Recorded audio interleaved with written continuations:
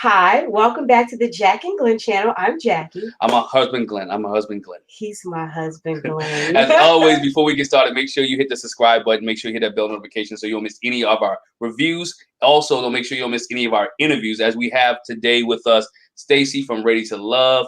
Hey, Stacy, how are you doing? I'm great. How are you? How are you? We're well. We're doing very well. We're doing well. Glad to have you with us on this afternoon. Again, before we even start, happy Mother's Day to you early. Thank you. Jackie, do you have kids? We do. Happy Mother's Day to you too. Thank you. Yes, definitely. Before we even get into the interview, before we get into that, who is Stacy? People see you on TV, they see you on Ready to Love, they might see you on Instagram and Twitter, but who is Stacy? Stacy is just, a small town girl. I'm from a little bitty small town. I grew up on a dirt road, and I'm a mom, ex-wife, all of the above. And that's good. We say from a small town. How big is your town, and what small town is that?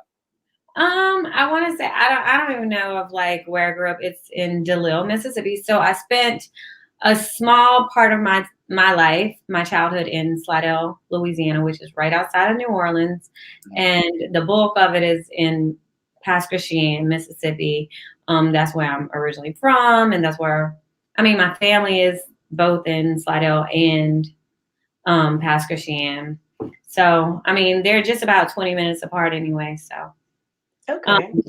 DeLille is a rural area of Pasquotank, so I'm not even sure. We might have 1,000 people. Oh wow! Yeah, so small. Yeah. Very small. Yeah, very small. So everybody knows everybody and family together. Everybody there, everybody's my cousin, so that might attribute to some of my dating problems because growing up I couldn't date anybody. You can't date them. That's your cousin. What's your last name again? Oh, okay, hey, kiss. Oh, it's funny that you would say that. So we met in college, and he has family that are Reeds, and I have family that are Reeds, and I was like, oh no. Well, we could be cousins until we found out we weren't cousins, and then we started liking each other. Yes, so I can relate. That was one of the questions I asked Joelle from the show. I was like, when I realized it was from New Orleans, I was like, hold up. What's your last name? Yeah. Right. What's your last name? Because I gotta make sure. Yeah. Definitely got to make sure. Speaking of that, speaking of Joelle, when you was one of the first people that was actually at, when it came into the mixer, when first you at the mixer, and when you saw the gentleman walk in, who caught your eye? We know AJ. Who else caught your eye? Joelle caught my eye. David caught my eye. Christian, he's very handsome. And then Dietrich caught my eye. Okay. And so, you gave the name for AJ, it was Chocolate Milk Dud. Mr. Goodbar. Mr. Goodbar. That's right. Yeah. Mr. Goodbar. And it seemed like everybody was on AJ when he first came to the mixer. Yeah, he just has this je ne sais quoi about himself. I think it's that Chi-Town in him. I think it's just like a characteristic of all those smooth guys from Chicago that just kind of take your breath away. Yeah, he came in there smooth. Baby. When he came in there and you got your eye on all these other guys, were you ready for the competition? Because I know even though it is a dating show, there is some competition involved. So when you how do you get yourself prepared for Ready to Love? So, in regards to competition? In regards to the competition, when you knew coming into it with the mindset, okay, I'm coming on here with 10 other women. There's 10 guys. We may like some of the same guys. So what was your mindset coming into the first day at the mixer? So my thing was I wasn't concerned about the other women as much as I was concerned about just being myself. And like the coaching that my best friends, and my cousins gave me was like, Stace, like, go be yourself. You're the the person that we know, and they'll love you. Like your normal bubbly self. Like, don't get nervous. Because like, I'm like this super like social butterfly, but sometimes I do kind of like retreat and I'll be kind of quiet. And it might just be like that analytical Virgo in me. So I like overthink everything. So they were like, no, don't be like that. Just give them everything, like, show them who we know. So I wasn't really concerned with the other women. I was more concerned with, being myself and really being attuned with the guys. Right. How did your process? Did you know anybody before you even got to did you know anybody before you even came there? Everybody we interviewed talk about Houston is a big town but a small town at the same time. Right. Did you know anybody going into Ready to Love? I was probably one of 2 people that did not know anyone. Oh, wow. Oh, wow. Yeah. So already everyone else had a leg up on me because I'm sure they would, align themselves with people they had already known just to get through the process.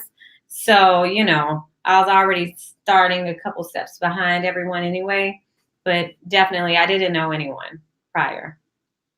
All right. And so going with that and talking about Mr. Goodbar.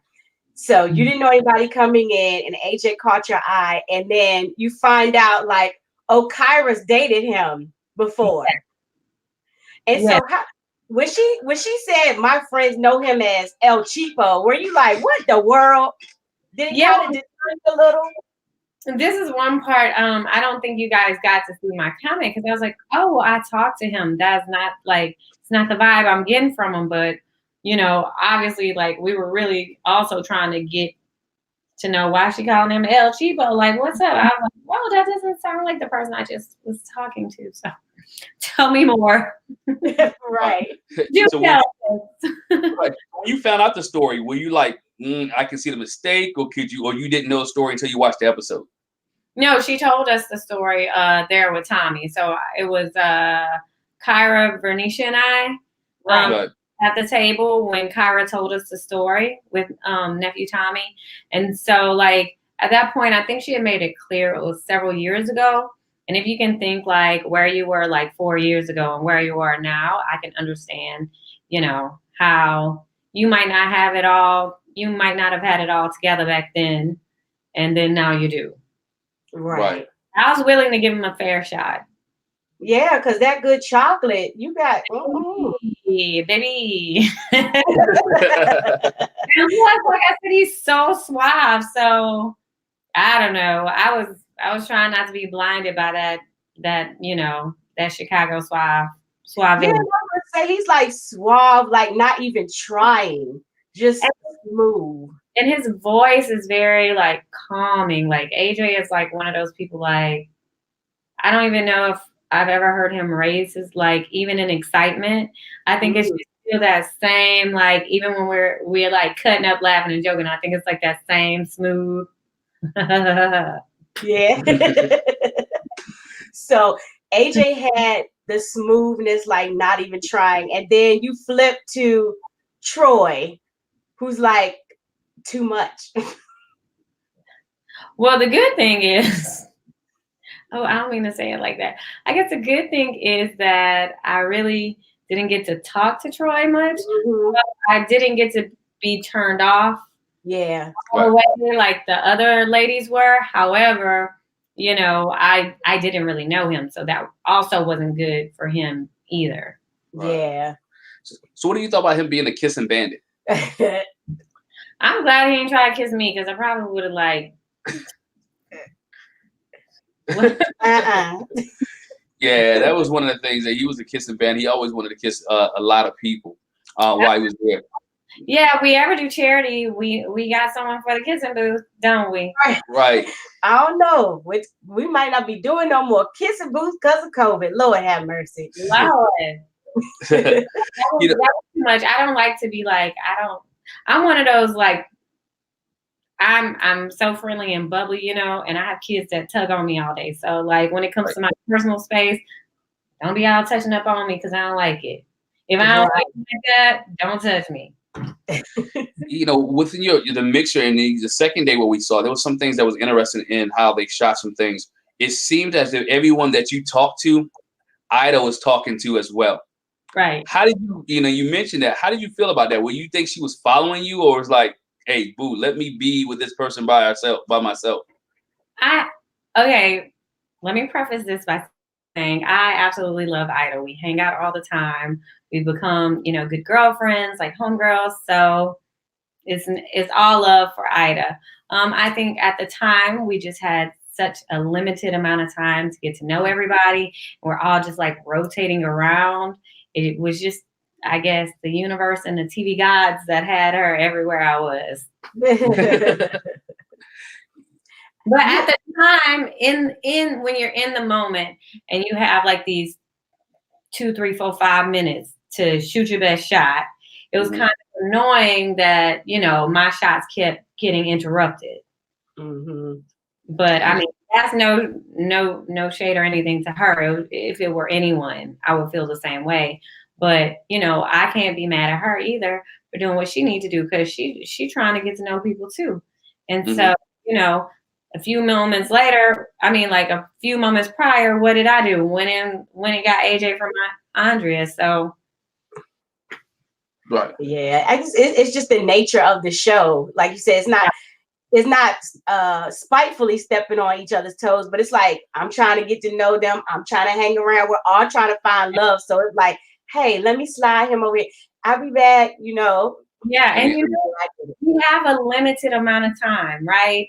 And when you're in a gangster setting or like a group date setting, like the expectation is to shoot a little shot with everybody. Yeah. So really trying to manage your time and present yourself as quick as possible, so that you can get to know your interests as well.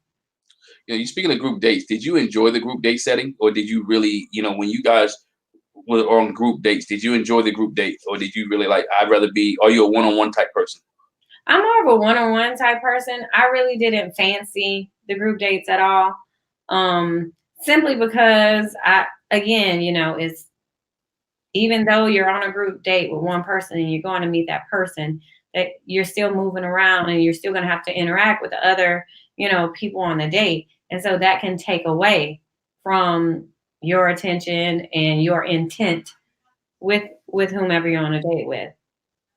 I want to backtrack though before we get to that, because you mentioned how you have these few minutes to kind of like make an impression on somebody, and so you mentioned that one person that caught your eye was Christian, and Christian didn't really seem to get that chance with everybody.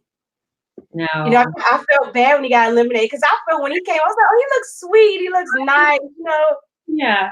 I love Christian. Like, he is such a genuine guy and such a great guy. He has a great story. And, he is just one of those, he's very humble. He's very kind. And I really enjoy Christian. Like, I was like, Christian, like, you need to go and be a little more assertive and talk to these other people, because like for me, I wanted to see him the next day. You know what I mean? So I was like, hey, you got to go be yourself and be a little more, be a little more forward with approaching these ladies, because I think like after Khalil was eliminated, he kind of wasn't pressed too much. He thought he would have another chance to really get to know people, and that worked to his detriment. Yeah, no one knew that curveball was coming. No. That two guys were going home at one night, which, to me, I think sometimes that format need to be changed, because some people didn't get a chance to know anybody, or you didn't get the chance to meet with somebody, or that you wanted to interact with, because it became so quick that person went home. And a guy like Christian may have opened up the second day once he got comfortable, with everybody being around and seeing that somebody else went home, and okay, I can let my guard down for a minute, but I still need to talk or take your advice and talk to other women that he may have been interested in. Right. And plus, you know what? None of us are perfect. So we're going to have our moments where we like have a little slip up or have a moment. And those things shouldn't determine whether we're ultimately ready to love or not, Right. And was he on your... I'm sorry. Go ahead. In those moments, it is sink or swim. Like, it either makes you or break you. And, you know, I would have preferred, like, even now, like, getting to know Khalil better and seeing some of his interviews and stuff, I wish we would have also gotten an opportunity to get to know him a little better too, because he seems like, well, not just seems like, just what I know of him, he's a pretty stand-up guy. So, you know, I feel like, and just like, even like with Ida and Andrea, like, I think that, you know, I wish we all would have gotten to be able to be like a little more acquainted, you know, and I say them in respect to the guys. Yeah. Right. Yeah, because Khalil got the short end of the stick too. It was like, oh, well, time's up. Yeah, awkward moment. You know, we had an awkward moment. It didn't work out. Nobody was feeling them. You know, when y'all came to that first deliberation where you had to decide who to send people home, were there supporters for Christian or Khalil? Just anybody. I don't need them names, but did they have some type of support, or they just were outnumbered? Where Christian had support. At that time, I didn't even recall Khalil's name. Gotcha. Oh Lord. hey, you don't know his name, just the guy right there, the bald head dude. He got to go home, and not the you know, him right there. I've seen him recently, and he's definitely upped his, you know, attire game. As Tressa says, he's upped his swag. Right, because I mean, you got your first impressions. You don't know any of these people allegedly, or you may know a couple people, but when you first step places, you got to be able to impress, dress to impress, and people have to know you right there. You got to make an impression on at least one or two people to be able to keep you there. Right. So after the first day, after the first deliberation, who was your top? You know, when y'all went in there, who was your top when you went to that first deliberation? So my tops were AJ, Joel, David, and Dietrich. Mm-hmm. And then who was at your bottom? Who was at my bottom? It might have been Khalil and Troy, because I didn't really get a chance to speak to them. Right. You know, but then I found out I did speak to Khalil, and I was like, damn, like it wasn't. It wasn't impressionable at all. It wasn't impressionable, memorable at all. It wasn't memorable. And then when I got to see the second episode again, I was like, did he really just tell Kyla, your makeup looks nice? You're beautiful, you're gorgeous. No, but your makeup is. Right. You can't do that. You gotta have some better game than that. Ain't that much saving in the world, sir. Yeah, it's a better game than that. You know, you said Dietrich's name was on your list as well, and you know we saw a little clip of you and Dietrich. You know what happened there? How can we we didn't see much more of you and Dietrich because it didn't look like you two were hitting it off as much until we saw the little clip of you guys on the bike at the workout. Yeah, no, actually we hit it off really well. I think I was his top for most of my time, on the show. And, he was definitely at the top of mine. But, I got in trouble with the 2.1, 2.2 because he didn't quite understand that nobody was my number one. Right. But it would make sense, right? Because I just felt like there wasn't a clear front runner. Right. True. And then we saw, and if you watch past episodes, sometimes people got in trouble when they declared just the number one and spend that much time with that person. I mean, reason why Chris is back on the show right now, because he only spent time with Nia. Exactly. So I just didn't want to be locked in, to one person. I wanted a fair opportunity. I wanted to give each of the other men a fair opportunity to get to know me too. And, you say you and Dietrich spent time together. My question to you, when he talked to Tressa, he said she was not his type now. Do you feel like you was his type that he wanted right then and there? Because he had switched his types. Well, he told me, he was attracted to me. So, I mean, I don't exactly know what that meant for him. You know what I mean? Like, what do you mean by what's your type? I don't know if he was talking about like from a physical point of view or just from a personality point of view, so I don't know what he meant by that. Yeah, I kind of had the same question when he told Tressa that. It was like, well, your type, you used to be my type, but I've kind of gotten away from that. I was like, what does he mean when he says that? Is it personality wise? Is it body type? You know, what do you mean? Yeah, I didn't know, and I didn't understand what he meant by that. Yeah. You know, you guys spent a lot of time together. So where did you guys fall off? Because we didn't see too much. And then even in the deliberation, he really wasn't trying to save you. From what we saw on TV, like, you know, I want to keep Stacy here. So where did you guys fall off at, you think?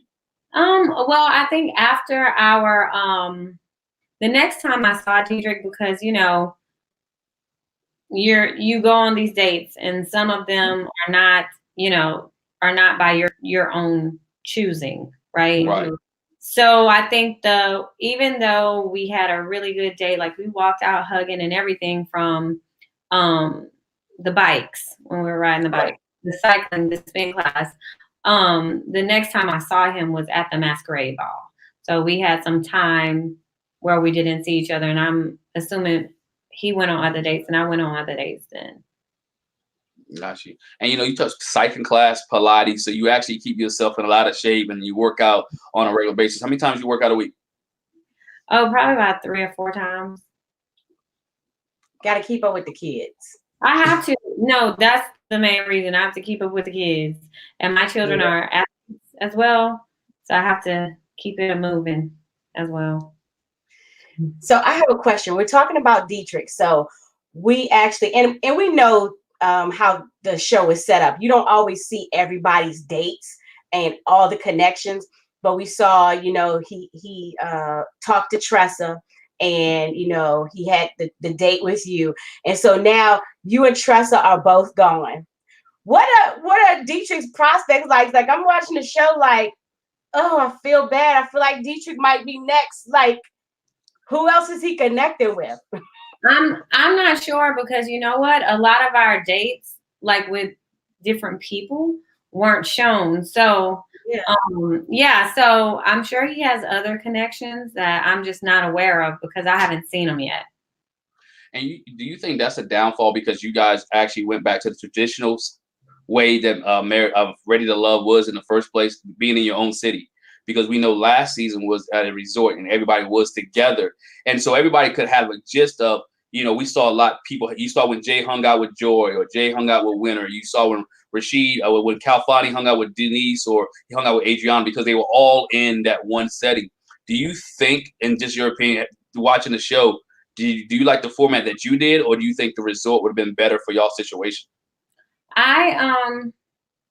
It's not that I like either way, better or worse. You know what I mean? I think definitely at the resort, it was probably a little more obvious. Like you had a little more confidence in the way you moved through, you know, on your dates and your placement with people. I think in the case of going back to the traditional dating around the city, you may not know who's with whom, where they at, what they doing, until you're deliberating again. You know, you're in the ladies' lounge or the gentleman's lounge. So I think this way makes it a little more competitive, and it probably throws in some other elements, maybe of like competitiveness as well. Yeah, and like you said, when you get to deliberation, you might be like, well, I went out on a date with so and so, and another girl might be like, I did too. You get into that. Oh, he told me he was going to take me for my birthday on a trip. He did. That was Troy. And that's what was happening. Yeah. In our deliberations, like anytime we all talked, it was always like, oh, wait, but I thought I was his number one. Oh, but. What was your longest deliberation? How long did our deliberations last? Were they, you know, we see a short snippet on TV, but are they deliberations who are drawn out, where there's really some really deep discussion about who we want to send home and who we want to stay?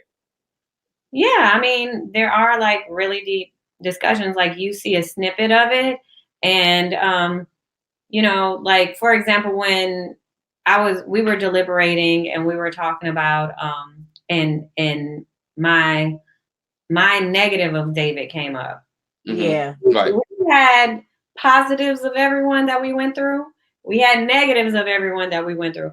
I'm like, how was the least dramaful one. Like that that day, because we were in the thick of things that day. So I mean, it was a lot going on. So I mean, I got a lot of flag for it, but I'm like, David got off easy that day because wow. Right. Speaking of David, you and David's situation was a topic on the internet all over the place, and I think this is one about having your partner's or spouse's passwords to their accounts. For me, I thought, well, like, dog, y'all dating. Why are you even bringing this question up with somebody who you're getting ready to date? Not that you're married or not that you even in love, but you bringing up password issues and you not even in. Y'all just dating. I mean, what was your thought? We got your opinion on that. Give us a little bit more about how the conversation started and your thoughts in the moment when that conversation was going on. Well, my initial thought was red flag, ding, ding, ding, ding, alert, alert, alert. Like, that was my first one.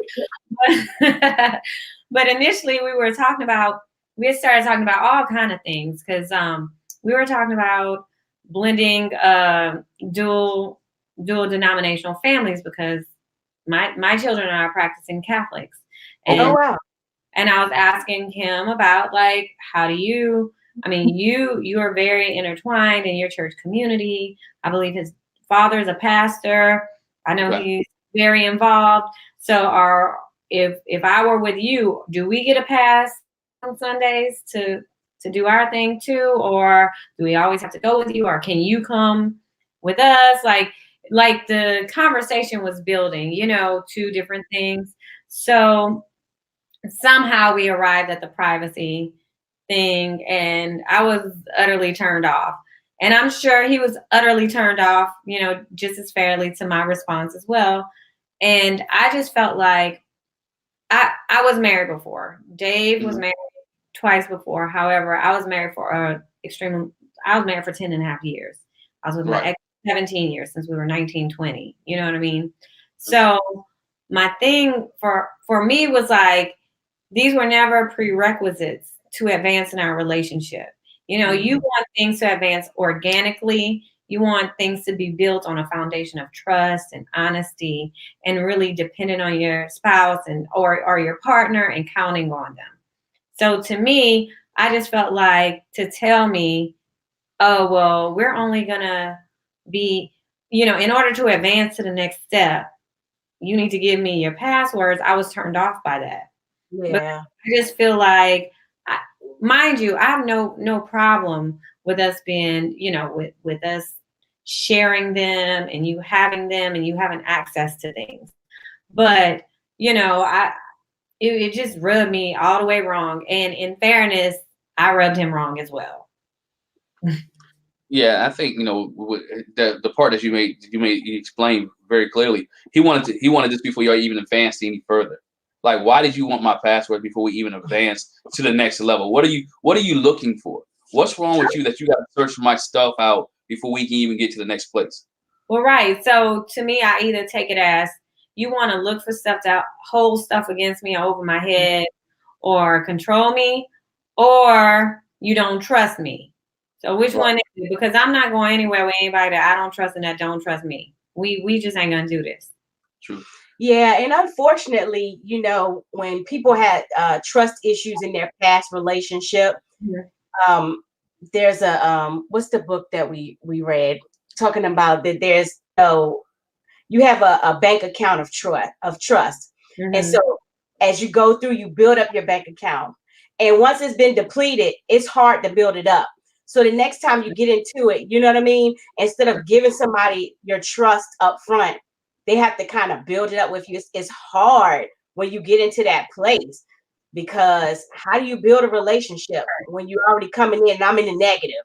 Right. I don't want to start with you in a deficit. I don't want to start there because in all fairness, you're starting with the clean slate as well, regardless of your past, whatever. So I just felt like, and this isn't to bash him or anything. This is more about the bigger picture of concept. So like I just felt like, are we talking about privacy or secrecy? Are we talking about maintaining our individual autonomy? Are we talking about me melting and being molded into someone else that you want me to be? So I Right. really felt uncomfortable, like not with the conversation, but I Right. felt like, yeah, this is probably something that like we will be oil and water. Right. Mm-hmm. And how did the religious conversation go? Because you said y'all started out talking about you and your family being Catholic and him being another denomination. Was he receptive? Was he receptive to that fact that you may not be able to go together in church? And is that a big issue for you I when mean, you look? the conversation was just like I think that he didn't really answer my question. I think that he Mm-hmm. talked more like high level on faith in God and stuff and acceptance. So it didn't exactly answer my question because at the end of that specific segment of the conversation, I was like, well, my ex-husband, David, he was Baptist.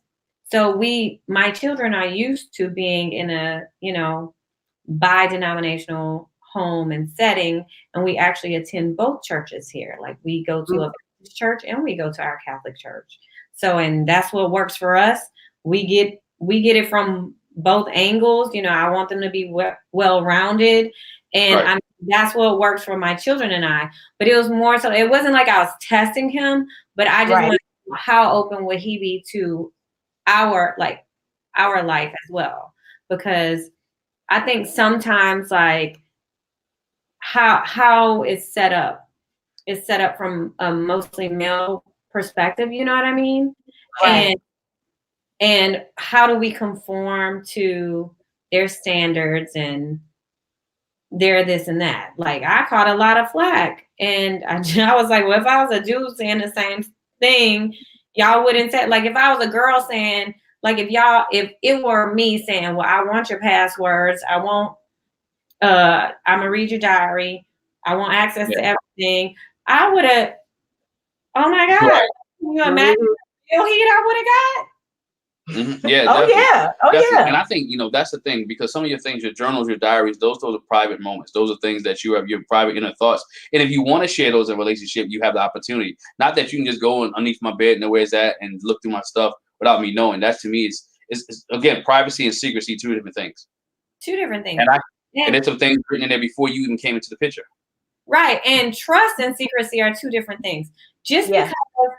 because I value my privacy and the autonomy I have as Stacy does it not mean that I'm trying to keep secrets. I'm not trying to give him access, or I'm trying to hide anything. That is no, we're grown. We're all grown. So that's not what it means. And I've said this before, my 13-year-old, she is an artist. She's like a closet artist. So Okay. she has a journal where she keeps all of these drawings, right? She would be so offended if I ever, or one of her siblings was like, Mommy, I saw, Kay did a really cute one. Let's put it in the refrigerator. My daughter would probably retreat and never draw again. Mm-hmm. That's how much she cherishes her stuff. And when she gives us stuff, or she asks our input, oh yeah, I can hang it on the fridge, but I'm not going to go in there and go see. And I know people probably think that probably sounds crazy, but I think in the long run, I'm feeding her talent and I'm allowing her to, hone in on her talents and get better. And when she's comfortable in a place where she's confident enough, then I'm sure we'll all have access to that. And I mean it in a healthy way. Like, I don't mean it like, okay, your kids and your people should just be running around being crazy all willy-nilly. But I do value like little intimate things like that, and keeping those little private moments private. I think that everyone deserves their own identity and to be able to cherish little things. It's not even unheard of for people to, write prayers or, prayer requests in their diaries or journals, and I feel like that'll be a total violation of their trust if I would just go through it. If you were a musician, Glenn, and you're writing songs, how violated would you be if Miss Jackie went through your song that you're working on and you're not finished? Yeah, totally violated. I mean, that's the thing. That's why as a man, when he said that, I'm like, nah, dog, you're not even at that level yet. And we understand when you marry, because there's sometimes there are going to be some the crossover, because again, y'all need the passwords to the bank account, the password to email. It may be some information that's in there. But to me, like you're not even at that level yet. That's why I was really, as a guy, I was like, come on, dog, you're not even there yet. You're trying to win this lady's heart in essence, and you're trying to win her heart. You try to smooth over, and you're dealing with things from your past hurt that you haven't let go, and you putting it on her, and it's not fair. Right. Well, I also feel like, regardless of whatever his past was or is, I feel like, his defense was, when I listened to his defense, it was like, I was speaking on marriage. Fair. I caught a lot of heat because they were like, we know he was talking about marriage. Clearly, I'm not dating to be just dating around forever. I'm dating to marry. I'm dating to marry. And you're telling me that in order to advance in the next phase of this relationship, here you go. No. Right. If we can't move forward organically and, get to these milestones when we get there and gain access and all of that in due time, then I don't want it. Yeah, it's a process with trust. But I heard there was another thing that David did that turned you off during the event. Heard you scared of feet. I am terrified of feet. And what? He was rubbing on them damn feet. Oh my gosh. Lord, and I didn't appreciate at my elimination. I was hot. Number one, I was coming from a place of hurt, and then I was hot because he was like, well, I want my spouse to love all of me, including my feet. I saw them. I ain't loving them. They need some work, and we just leave it right there. They need some work. I'm just put it right there. No, they're not terrible. I mean, like, don't listen. They're not terrible. They just look like feet. Probably regular feet, what people think are normal. But to me, everything looks gross. And he was touching them feet and trying to hug on me, and I was just like, so my body language. Oh, I'm sorry. Hold on, let me mute it real quick. That's okay. Sorry. My body language was all the way out because once he started touching them feet and he didn't wear socks to Pilates, baby. You're done. One more thing for David before we move on. How did you feel when you were coming to dinner? Did you think you were going to be eliminated, and do you think it's kind of salty or kind of throwing salt in the wounds that it was David who eliminated you? Yes. Yeah. Absolutely. I felt like it was tacky that it was David, and I felt like I wasn't expecting to be eliminated. I was expecting a pep talk but then when I saw David, I was like, oh yeah, he gave me a pep talk because our date was so horrible, Mm-hmm. Did you ever find out if he volunteered for that or was he chosen? That's what I was going to ask. I don't know. Okay. How did it work for the ladies? Have they had to go tell somebody? Yeah. Yeah. But I think in my case, everybody moved so fast. I'm like, wait a minute, did they do it? Yeah. I think in my case, it only made sense for me to do it because I was the only one he ain't kissed. Right. Right. There, I wasn't coming in there with missiles blazing. You know what I mean? I was just right. Hey. That's the difficult part. I think that's difficult. We got to tell somebody, you know what, you got to go home, and you're not. And then you have to use the phrase, "You're not ready to love." And, and I think that's difficult for somebody because, again, you said it because you got a little emotional.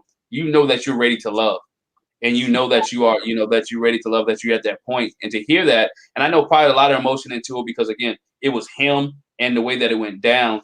There's a lot of emotion there. And then we saw you being vulnerable, and I think this is a bad edit. How they talked about your kids and how you say you was coming home. I didn't like how it was edited, that part, because what I was the truth behind it was, I mean, like, we are dedicating a lot of our time to this production, to the show, to go on these dates, these spontaneous dates. I'm a single mom. My kids are still virtual school, right? I own a business. Mm-hmm. I still try to work out. Like, the world got to go on. Like my personal life has to go on. You know, my personal and professional obligations still have to be met. And so my conversation with my kids was, hey, I know y'all are used to me doing everything being here. You know, we're going to have to use Uber Eats, we're going to DoorDash, post, we got to do whatever. I know y'all used to having a home cooked meal every day. I know y'all used to me helping with homework. I'm just going to need y'all to really pull together. And I promise you, I'll buy y'all 2 dogs. And if I get my man, you know, me and New Boo, we're going to go together and get these dogs. If y'all can just bear with me, you know, because it's an incredible inconvenience to them as well. So I think that's one part of it. The other part is, and it was probably like, I'm still emotional, you know, because I had to do the interview the next day after I was eliminated. You know what I mean? So I think I was still probably emotional from it. And what it was the animals thing. And what else was the issue? I think that even though I wasn't competing with the other women, I really believed that I would find someone. So I think I was disappointed as well. And I feel like I let them down by virtue of being eliminated.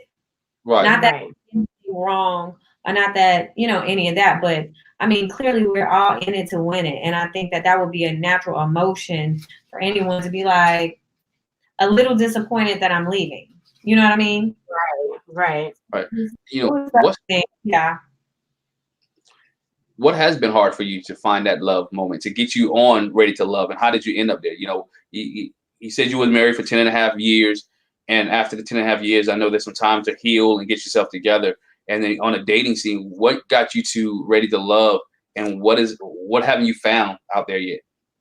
Well, my friends are always trying to connect me and my friends' husbands, because like most of my friends are married, you know, or they've been married. Okay. So it's always somebody's cousin, somebody's brother, somebody's church, you know, fellow church member. Like people are always trying to hook me up, but I don't know. Like, I don't know. Clearly, I'm there, and my friends encouraged me to go because I wasn't doing it right. So, and I think also because the major thing was because I was in a relationship for so long. Like if you think back almost 20 years ago, what dating was like, then we barely had cell phones.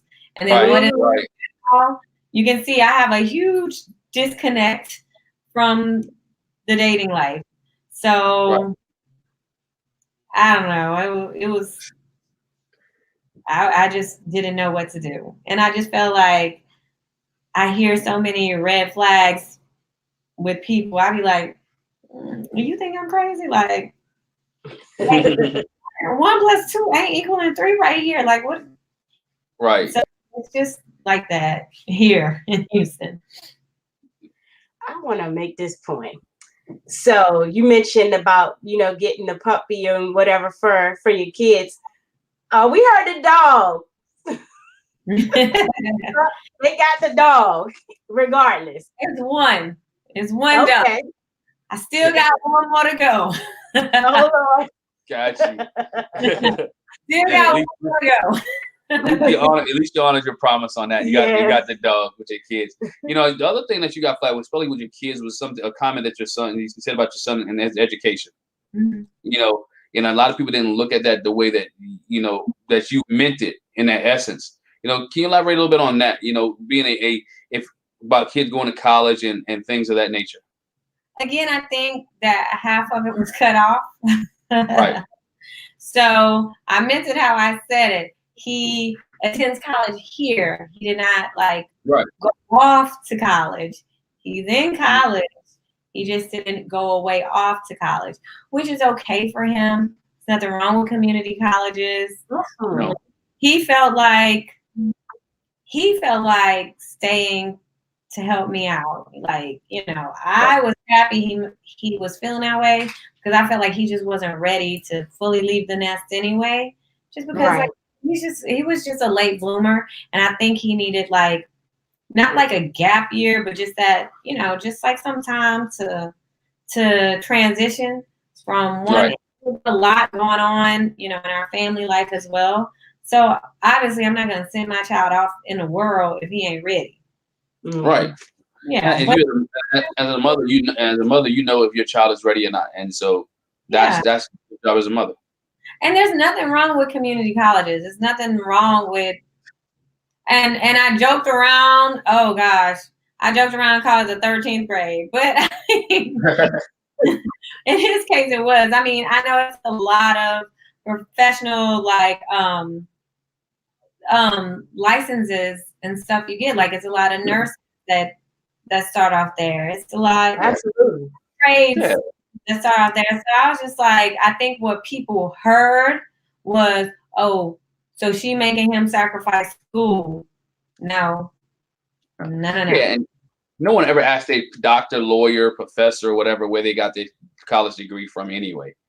So no one cares where you start as how you finish. So if you started community college, so what? Long you have the degree, you could do the job and do it proficiently. There's people that don't have degrees who are doing very well. So, and everybody's not a college kid. So I guess when you look at that perspective, there are people who've never been to college who are making a boatload of money. So it is, your kid, and it may not be that right fit for them. Right, absolutely. It's just, so I mean, he's still doing well, and he's a really good kid. And like I said, I think also people were confusing my comments as well. Like, well, I mean, she's putting pressure on him to be the man of the house. No, he's not. My child is not. My son is not the man of the house. He's a man in my house. He's not the man of the house. Like I don't believe in putting this pressure and these responsibilities on our Black men so young. And I think I've said it before, like, why do we work so hard? Why did our generation go to college? Why do we do things differently? Because we want to break generational curses, and we want to break these same like constraints that's left us in cycles. And a lot of people who do really well, who's extremely wealthy and well-to-do, like if their children are ready to go off to school the first year, they're able to, accommodate what works best for their kids. And I think that's something we as a Black community have got to be like a little more accepting of. Like we work hard so that we don't have to push them out the nest when their wings aren't strong enough to fly. I don't want him falling completely on his face. I want him to be able to recover and rebound without having, a failure, and that discourages him from doing anything else. You know what I mean? Absolutely. Definitely. I mean, I think you made a good point there, because no one talks about the Kennedys who all stayed with them until they got together. It just happens in our culture, in our community. We put our kids out. So there are some cultures where kids stay until they get together, and parents can put them out when they're able to succeed. And I want to commend you, because I mean, really, I work in the community college system, so that's the trend. A lot of kids, for our age, that was the thing. You finish high school, you go off to a 4-year college, and how many people did we know went to a 4-year college and they just couldn't make it?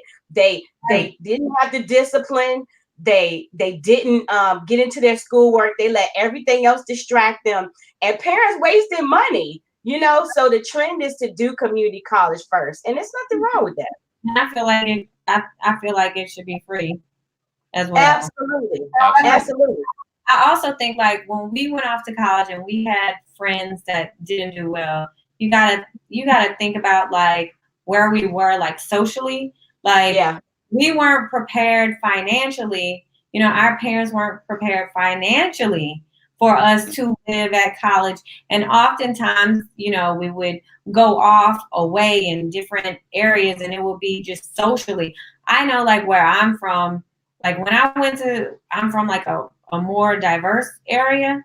And so when I first went to college, it was just like black and white. And I was in culture shock. On Ash Wednesday, somebody was like, "Stacey, you got some dirt on your hair." I'm like, "Don't touch my ashes." Right. North Mississippi is, it's a Bible Belt, and it's literally like structurally black or white. And I don't mean that just racially. I mean that it's either pork or beef. I'm like, damn, what's cooking in the seafood at? Like, Right. you know, like you're either Baptist or Southern Baptist. Like, right. I was like, it was so much different. And if I wouldn't have had, you know, like, I'm a first generation college graduate. So if I would have had just like me, my mental foundation was so like, you got to do it. You have to. You cannot not succeed. If I wouldn't have had that mindset, I would have been like anybody else who didn't make it. Well, congratulations on being the first, one to graduate from college. That's a great accomplishment. Great accomplishment. You know, you mentioned seafood, and we know that you went on a date where we found out that you had that you like seafood. Before we get to your date, what is your favorite seafood? I like snapper. Oh, okay. I like snapper and redfish. Oh, got you. So did Ron get you snapper and redfish? He had snapper for me. That's good. Ah, is that because he already knew that you like snapper, or that was just luck of the draw? Well, I think he had one snapper and one salmon, and I was like, I ain't eating the chicken of the sea. You know, and the other thing is, you get a lot of flack because you and Ron actually went on a date. I'm sorry. Oh no, it's okay. You're fine. You know, you get a lot of flack about this because you and Ron went on a date, and while you guys were on a date, you started talking about number 2 and number 1, and and then the name, your friend, your buddy, as they call you guys, freaking frat, your ace boon coon comes up, Chris comes up in the conversation. And at that time, were you really feeling Ron until that conversation came up? Well, okay, here's the thing. It didn't really matter if I was feeling Ron or not. Ron brought her up and he was talking about her the whole date. So I was like, well, listen. Who you want to date? You want me or her? Because you want to date with me and you talked about her the whole time. So clearly your interest is not with me. You know what I mean? Right. So that's more so of how it came up. And I told y'all, I'm a time person. So I'm not going to waste, I promise you, sir, I'm not going to waste your time. Right. Yeah. I'm going to respect you and your time. And I would hope that he didn't want me to waste my time, trying to fight for something that didn't exist right there. Right. There. So I was just like, oh, okay, well, he feeling her. So, okay, so what you want to know? Right. And that's another one of those instances because, we see you talking to Ron and Ron is like, Chris is at the top for me. And then you come back later and Chris is talking to him and he's talking about Alexis. I'm like, what that? Right, you're giving mixed signals, and now which one is it? He knows that you're close with him, with Chris. So I guess he figured you're not going to say anything back to her. But of course, he figures you're going to say something back to her, though. So he's going to tell you that she is number 1 because you guys had a close relationship. No, I believe she was his number 1 at the time. Okay. Because actually, I mean, this is probably some like background tea, but so Chris had hit me up actually because Ron was looking for a housekeeper to help him tidy up his home because we're going to be filming in his home. At this time, I did not know this was one of those like random dates. So I didn't know my date was going to be with Ron. I didn't know he was home. I didn't know anything. All I know is, show up at this address. Date ready. So I had helped find a housekeeper for him because obviously, I mean, it's nothing wrong with it. Obviously, if the world's going to be in your home, you want to make sure it's spick and span. You know what I mean? Yeah, so, and actually, I respect him for that. So we had you want to make sure it's your home too. Yeah, we had already had like a back channel communication on me trying to help him out with that. So I'd already known that he had been, talking to her and conversing with her. So when I showed up at the date, I was happily surprised, and he was thoughtful enough to get the food that I wanted. But the entire time he was consumed with her. Got you. So where did you two get the name Frickin' Frack? Who coined the phrase I Frickin' have no earthly idea. All I know is that, you know, people refer to it as that, and I'm not one of those people that's like gets offended or I'm a team player, you know what I mean? So I was like, oh, okay, whatever works for y'all. Do you think they were intimidated by you two by being so close? That some of the guys felt like, you know what, we're intimidated by these two ladies. And the reason I asked, we interviewed Ida, and sometimes she thought and she thinks that there is a issue with skin complexion on the show, how they were portrayed. And you guys are two of the lightest people on the show. And go back to Simone from last season. Do you think that may be an issue? Well, I didn't realize, you know, that my skin would be an issue. I mean, I don't, you know, I'm from a very diverse area, so like that's not on the forefront of my mind Right. today. So like to hear about like the colorism issues and just like, you know, I'm a human being, so I can see, you know, I do see some of the comments and posts, and then some of my edits going along with those that didn't, you know, do me any justice. You know what I mean?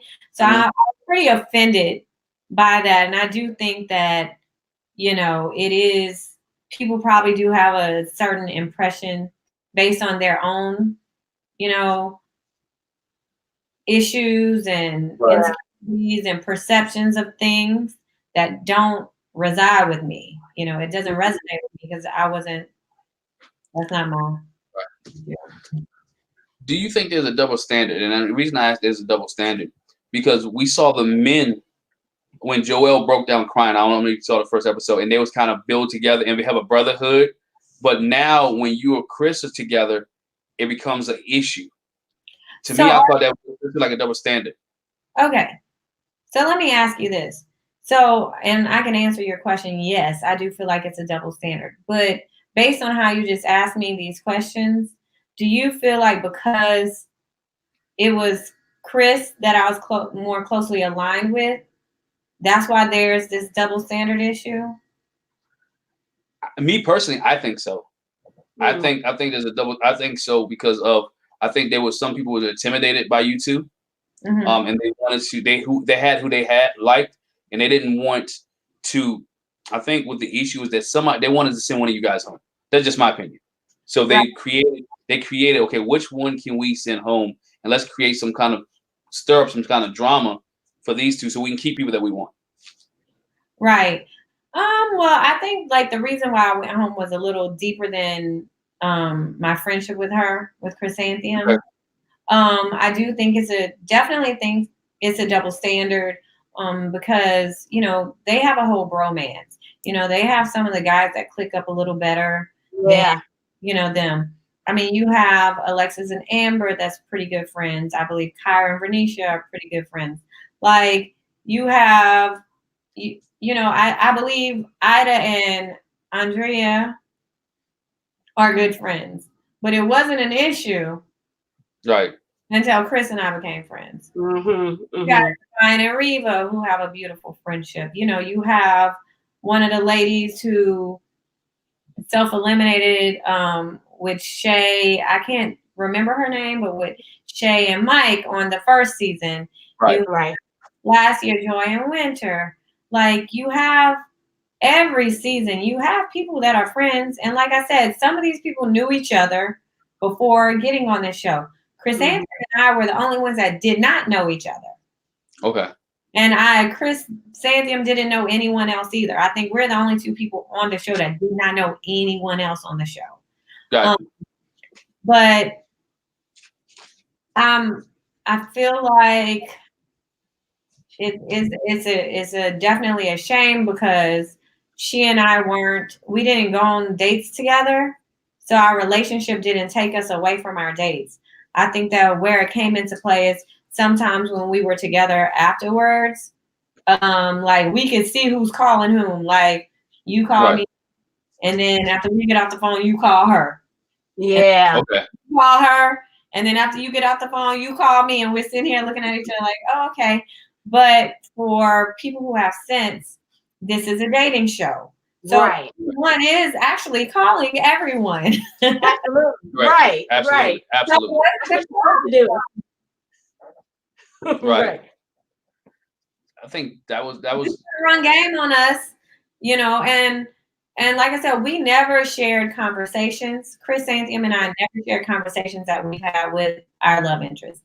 We've never shared text messages. We've totally respected each other and the relationships we were building. I think it was actually only one guy that we were both feeling, that, we had to have a conversation about with one another. But other than that, I had maybe 3 or 4 people I was feeling, speaking for Stacy. So I don't know. I don't know what the big deal about it was. Like, I think it was blown out of proportion regarding dating.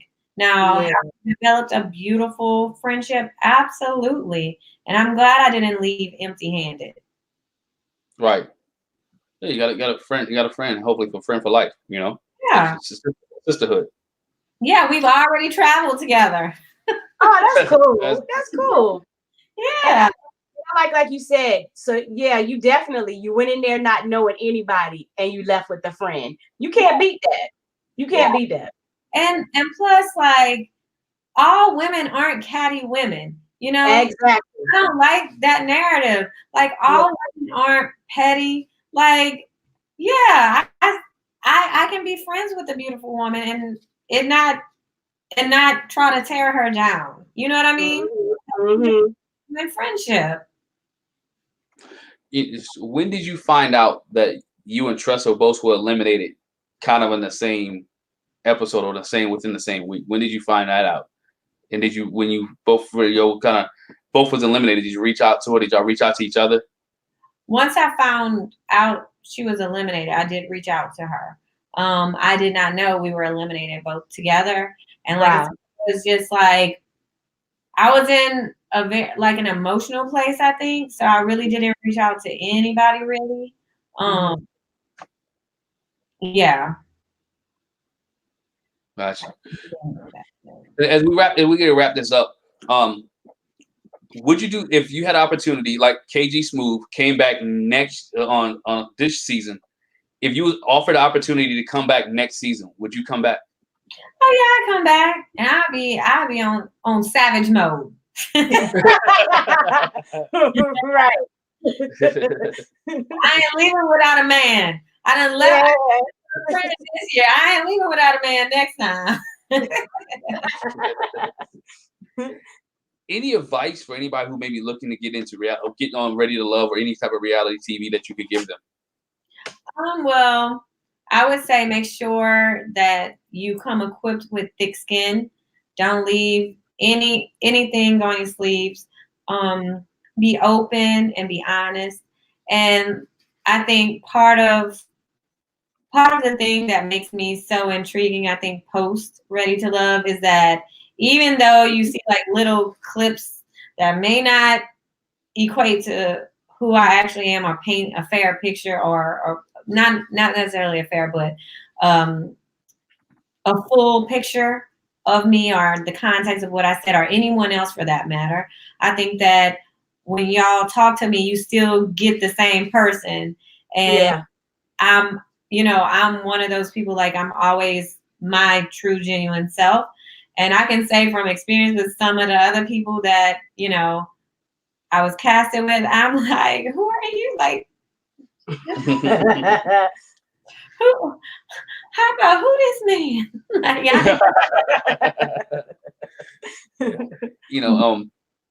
And that's one of the things that I think people like about you, as you said, that gravitates you, because you are coming off as your true, authentic self, and they can kind of relate to you. A single, hardworking mom who's looking for love, who's been married before, who relationship didn't go well, who was in a long-term relationship, but is still willing to want to love again. Who is still willing to want to love again. I mean, listen, it's hard.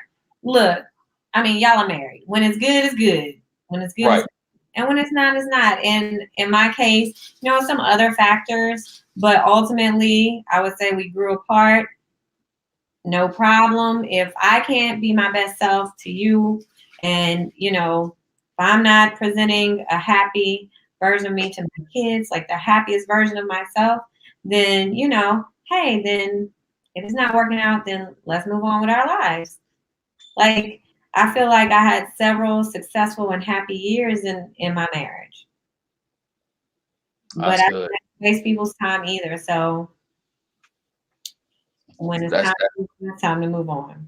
Yeah. And I think that's one thing that's good about when you're on a show with more mature people, because Radio Love have a mature attitude, more mature people that you can have some intellectual conversations and intellectual thoughts with some people who are just like you intellectually, because you guys didn't really have a really young person on this season of Ready to Love. And a lot of people who've been married before or already had kids. So a lot of you were going through the same things or experiencing some of the same things that you could have a conversation about. Before we let you go, I will try to end this with random questions. Okay. I'm gonna give you a choice, and you give me the first thing that comes to your head. All right. All right. Star Wars or Star Trek? Star Trek. I've never seen Star Wars. Yes. Physical touch or quality time? Quality time. LeBron, Kobe, or Michael Jordan? Kobe. Ooh. Fried chicken or ribs? Grilled shrimp. Right. Seafood. Seafood. I'm just trying to throw it. Okay. All right. Lobster or red snapper? I'm gonna go with my snapper. I like flaky meat. Lobster, jumbo shrimp. Here we go. I got two more. This one, because you're a Southern girl. Mm-hmm. You eat your grits with salt or sugar? Salt and butter. All right. Last one. Nephew Tommy, Steve Harvey. I love Nephew Tommy. I also love Steve Harvey. Period. Look, I'm not picking. That's how I feel about it. They weren't in the running for me. Already taken. Thank you, though. And I know we got to go, but like, since we're talking to Nephew Tommy, like how I don't even want to say cool. Like, was it a good interaction being able to interact with his wife? Oh my gosh, she is such an amazing woman. I thoroughly enjoyed her. I don't think y'all got to see it, but I had a long conversation with her at the ball. She comes from such an insightful point of view, and she brings a different kind of perspective, to our conversations. Yeah. But she's also a very genuine, like, kind-spirited woman. So you knew, like, anything she was telling you, she's telling you with love. Like, she's telling you. And I was like, how are we about to break up the bromance? You need to go talk to them. So she was like our cheerleader, She was very encouraging. Yeah. I absolutely adore her. Yeah, I thought that was great when I saw. I was like, "Oh shoot, Miss Jackie coming." Okay. And she's not a TV person. Exactly. Like, so what she's giving you is her real authentic self. Right. So you gotta appreciate somebody that's just their genuine, authentic self. Yeah. So what's next for Stacy? I don't know yet. I don't know. I'm telling you for real. And I'm gonna get my kids through this last little month of school. Right. To get caught up with work because everybody mad at me. I don't know. And give me like a week or two, and I'll let you know. And how have you been handling, this whole? I know you've been doing a lot of interviews. How you been handling these moments of coming off of Ready to Love? You mentioned you're dealing with your kids. You have your own business, your own company. Now you're adding something else with the interviews and all that. How are you handling relaxing and finding yourself time to relax?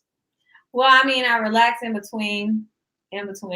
Like right before this, I had the kids at the pool, so I was trying to rush back. Like my family has always been my first priority, so I always make time. That'll be the first time that I make. Absolutely.